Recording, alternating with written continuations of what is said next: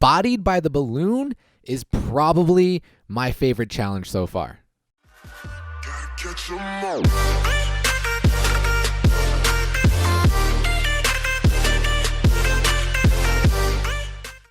What's good? It's your boy r3iKo. Welcome back to another episode of Pokemon Duel, and you guys are keeping me on my toes. Like, I barely had any time to play any matches yesterday. I think I only played 2 because the rest of the day I was monitoring all of the challenges you guys have completed.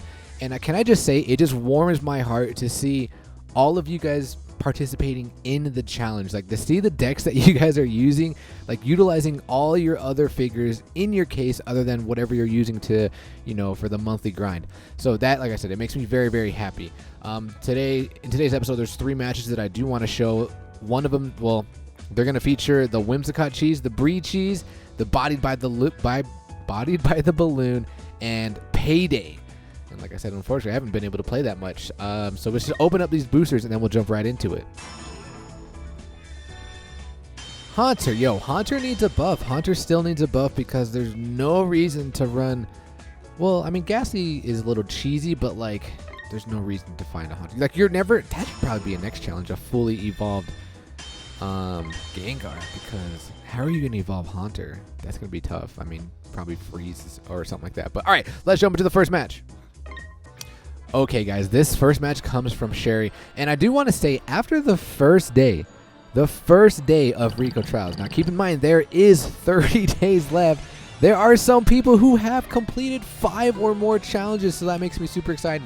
And I also want to mention, maintenance is going to be going down in about 11 hours, so just be wary in about 11 hours. If you do complete one of the challenges and I'm not able to confirm it, in my Discord, we're not going to be able to count that. So I will do my best. Like, I don't have anything going on. I will definitely be around. But please try to get those challenges submitted as early as possible. And if you can, please refrain from trying to complete a challenge an hour or so right before maintenance. So again, at about 11 hours, probably 10 hours once this video drops, is when maintenance is going to drop. But all right, so we are going to jump in this first match, and it is going to feature D. Lee, and it looks like they are trying to do the Brie cheese and the Whimsicott. So let me explain how this works. Whimsicott does have the Strong Breeze ability. Before using this Pokemon, you can switch its position with another one of your own Pokemon in an adjacent space. So essentially, it has a built-in swap spot. But I initially thought that you could switch with any Pokemon. So I thought that, let's say you switch with your Celebi, then Celebi would be the one moving, but it's actually the other way around. The only one who can move after the ability is the Whimsicott. So what you have to do is kind of have something like here or here, and the Whimsicott either here or here, and then you'll switch spots with the Whimsicott and then walk on the goal. But it's not going to be some easy task because the opponent going to have something on the goal. So let's jump into the match. And look at Lee's facing Wiser going up against a steel deck with the Coward. Well, actually, it's like a weight deck, actually. Yeah, it's a weight deck. Okay, let's see how this match goes.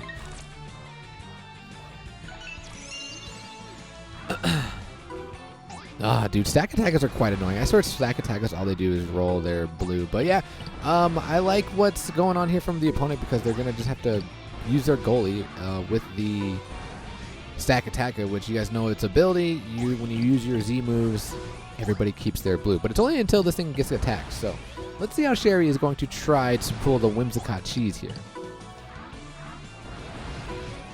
Gonna take the entry point and gonna attack. I don't know if the opponent has the long throw or not, but it looks like it's not gonna matter because what he's gonna do is surround Lee Celebi. Right, so Lee's gonna bring up the Whimsicott on this side, which I find somewhat interesting because they do have the long throw.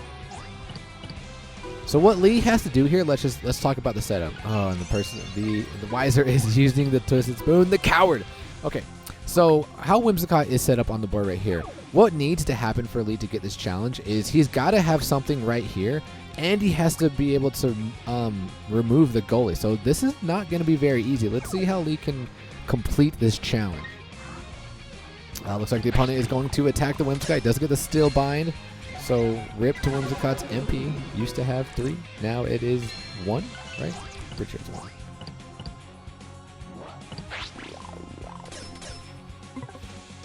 Yep, it's 1. Okay. Double switch. Ooh, the opponent here is trying to ruin Lee's plans. Lee has to get this KO here. And fortunately, Lee does. They do get the Rock Wrecker into the Dragon Tail. Otherwise, that would have been GG boys to the attempt here. Because the Whimsicott would have been sent to the Ultra Space. Tectonic Rage. Who are we getting rid of? Get rid of the Coward! Yes! The Coward is gone. No more Twisted Spoon. Get out of here. Twinkle Tackle. Let's see. From Wiser. What the? I'm confused. What just happened there? I don't. What? Okay. Backtrack. It's going to go down against the Aerodactyl, and it looks like Lee is going to take it. Is he going to attack? Hold on. Does Lee have the sphere? The grass sphere? Oh, he's playing it right now. Okay. Gotcha. Probably going to go after Steelix the following turn. Let's see. Corkscrew Crash on who? Okay. Where are you going to move? Right here? Yep, give me right here. So Lee's, yeah, Lee attack probably. Yep, okay.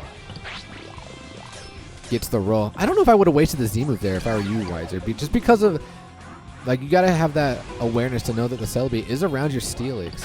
And I think you kind of wasted the Z move, but looks like Lee's going to lose their Rhyperior here because of the trickery into the Sucker Punch. All right, Lee, how are we going to pull this off? No, don't attack him. No. Oh, nice. Gets the Cotton Guard. Okay, so the next roll, if he does get KO'd, he is going to survive. Probably. Yep. Okay. Okay.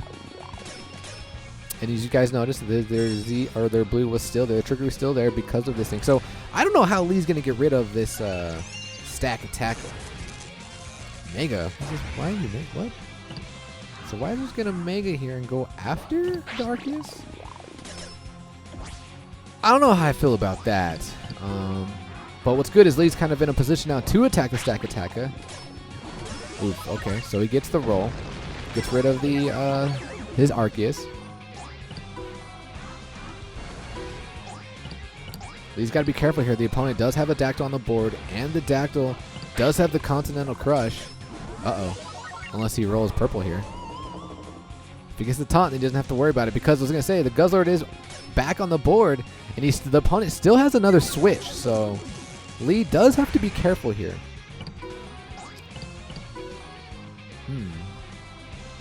Decides not to go after the Guzzlord. Decides not to change forms and just kind of... Well, actually, this is actually good because the opponent wasted the Z move and didn't use it with... I would have done the Dactyl. I would have come back. Well, again, then again. Yeah, I probably would have went Whimsy.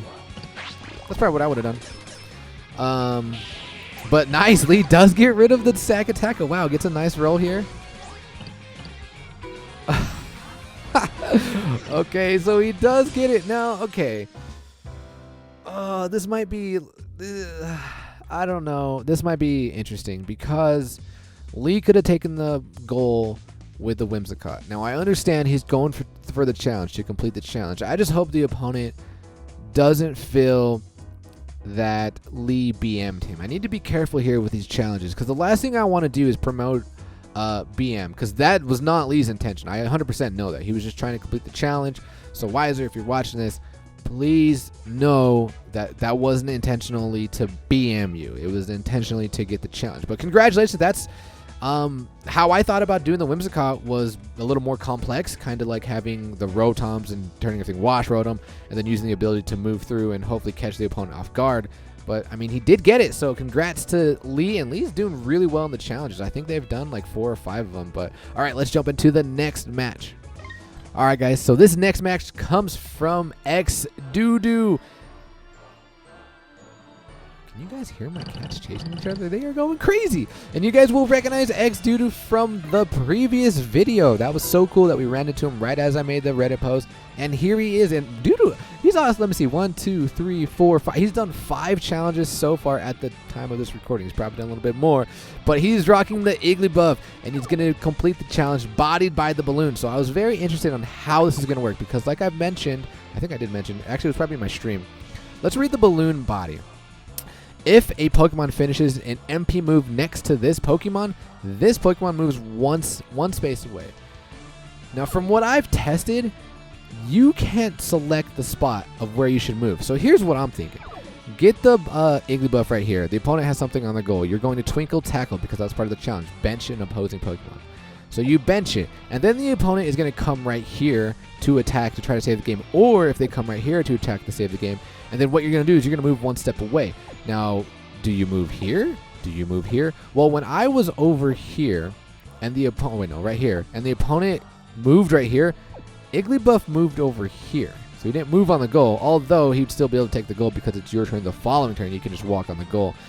Or I think I also had one right here, and then I was attacked, I think right here, and then it moved over here. But again, like I said, you're able to walk on the goal because it turned during the following turn. But we are going to find out there is one sure way to, when the opponent lands or moves next to you, you'll be able to move on the goal. So let's find out how. Dudu's going to be rocking a restored deck, all fossils with the Igglybuff. Don't know the strategy here. All I know is you want to get the Igglybuff on this side of the board. So does he have a switch? Okay, so he does have a switch. That's essentially to take an extra point. When the Z gauge is up, then you can do the Twinkle Tackle. So let's see. Oh, he's just going to go outright and attack here. And gets KO'd. I don't know why they're trying to attack. Maybe just trying to get their Z gauge up. That's very strategic. I didn't think about that until now. He's gonna attack again. He's gonna get the freeze off on the Eevee. So he's gonna get the evolution, which is also going to help. I mean, look at the Z gauge where they're at right now. Dude is compared to Garby or Gabri. Garby. Oh, see, looks like they're going to hurdle jump. No, he's going to have to cover up goal. And bring on the Glaceon. I just realized this is just like a full ice deck. Trying to get the evolution on the Tyrunt, but Tyrunt is going to roll a miss. What is that, 12? Level 1? That looks like 12 to me.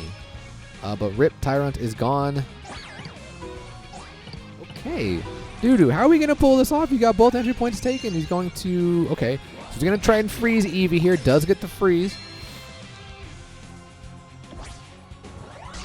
If I was the opponent, I might YOLO with the... I might have YOLO'd with the Glaceon.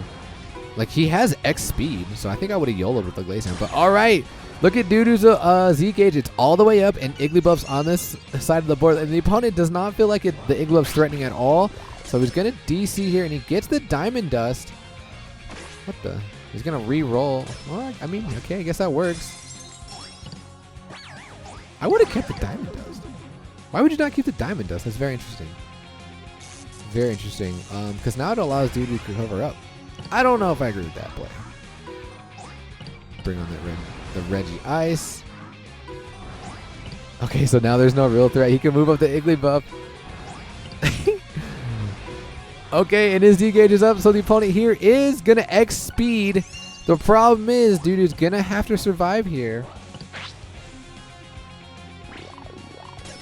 Nice, he does survive, so now he can Twinkle Tackle, get rid of the Kyurem.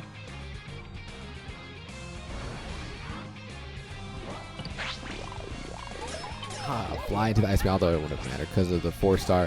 And so now what the opponents do, they're going to bring him back on and they're going to try to attack. And the reason being, when he moves there, there's no other place for Igglybuff to go. So if you're trying to get the Igglybuff cheese, I guess either side of the goal would work, since if they would move there,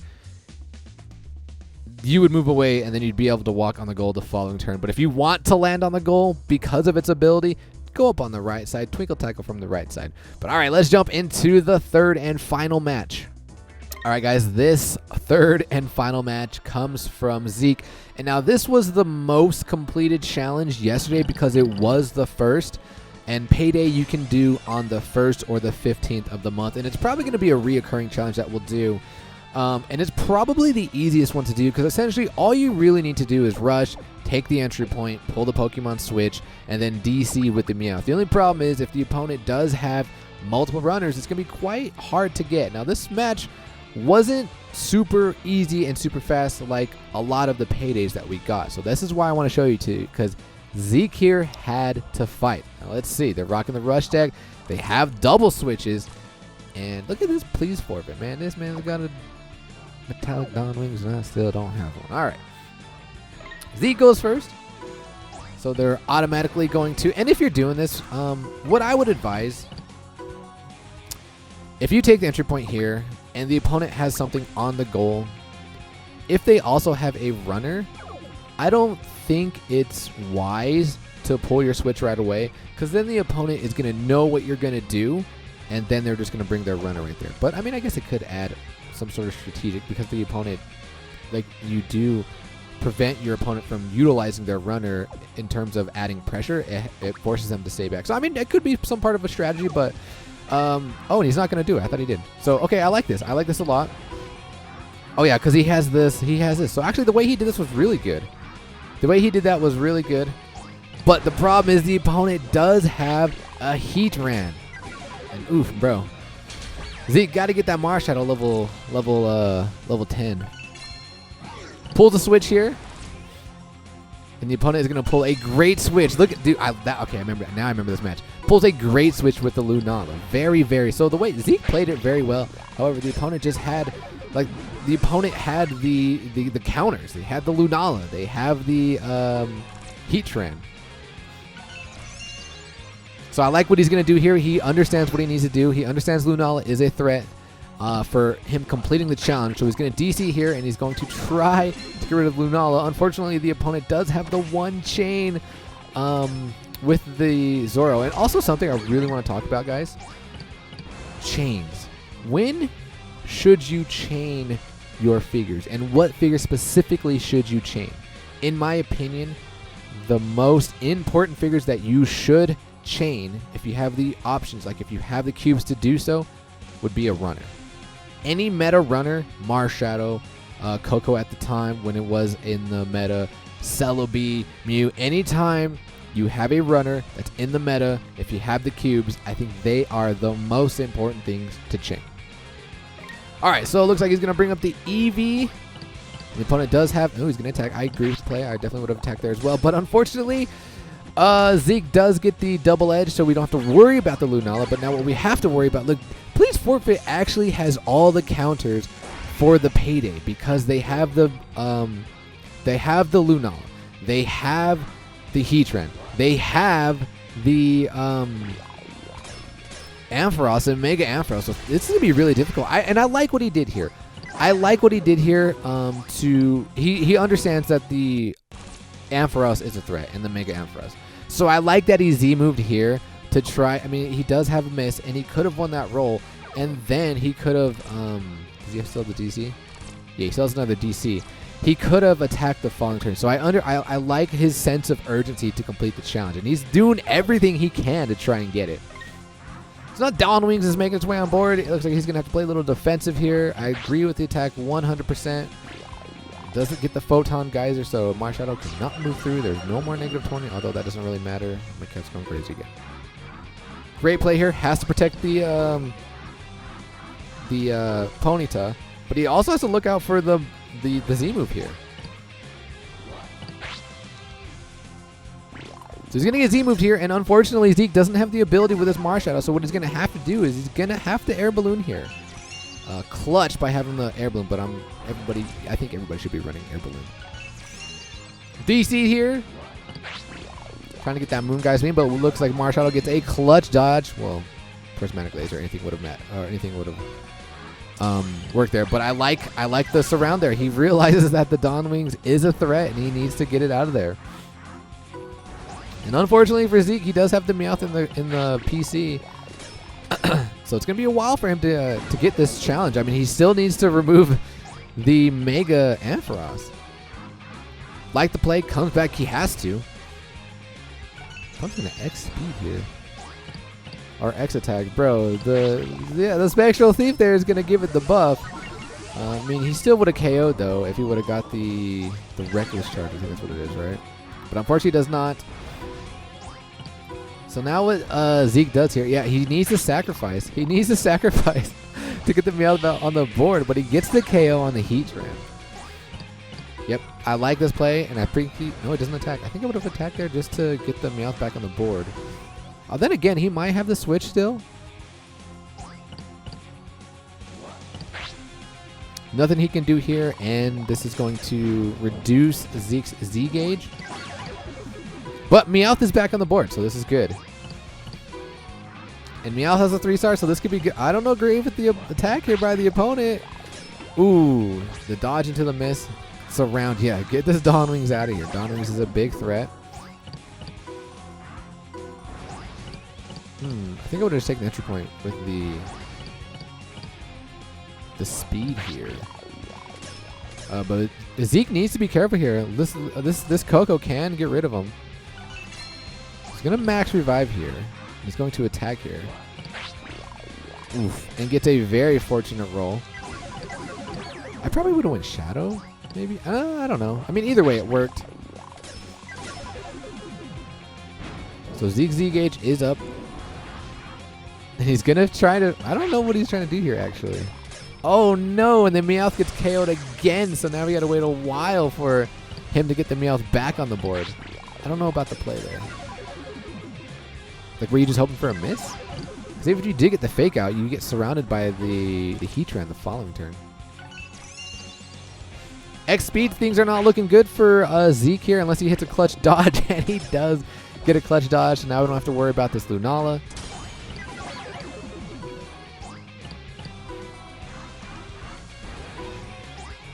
But the Dawn Wings is coming back, so Zeke's got to be careful here.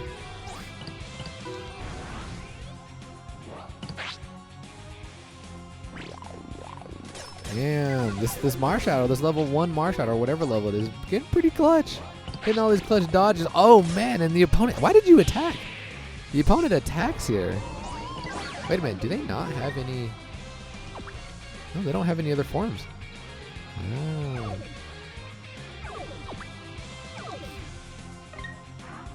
Alright, so Zeke needs to get his Meowth back. Unfortunately, does not get KO'd here. Gets burned instead. Oof, and now we can get hit by Z-move. Ooh, I actually like this attack here. Because it kind of ensures a win if you KO it, and then you can Z-move the following turn. But unfortunately, the Heatran is just getting KO'd. Ooh, so it looks like Zeke's just kind of just going for the win. He's like, you know what? Enough's enough. We're going to get rid of you. But the opponent has to make an Ampharos. Like I said earlier, Please Forfeit has all the counters for Payday.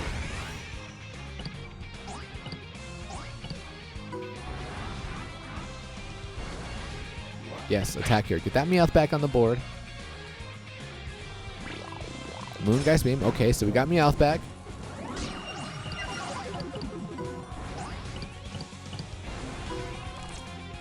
Like the switch here. He's going to pull the switch. Oh, and the opponent is going to shatter Psyche. They're not even aware of what's going to happen here. Although they were aware early on in the game, I guess. I don't know. Maybe they just didn't care. They just like, you know what? Whatever. We're just going to risk it for the biscuit. But Zeke has one final play. All we got to do is hope this thing does not land dodge, or that the #1 gold attacker in the game does not hit gold. And he hits the Night Days, but he gets the scratch, so he's got to re-roll it. He's using the double chance. This is all for nothing. And he gets the fake out. Let's go. GG, boys. That was a hard-fought battle, and I really appreciate you guys doing this challenge. Like I said, it warms my heart. So I can't wait to see where we're at the end of the month and who we're gonna grant the player pass to. But until then, ladies and gentlemen, we're gonna cut the video there. Peace.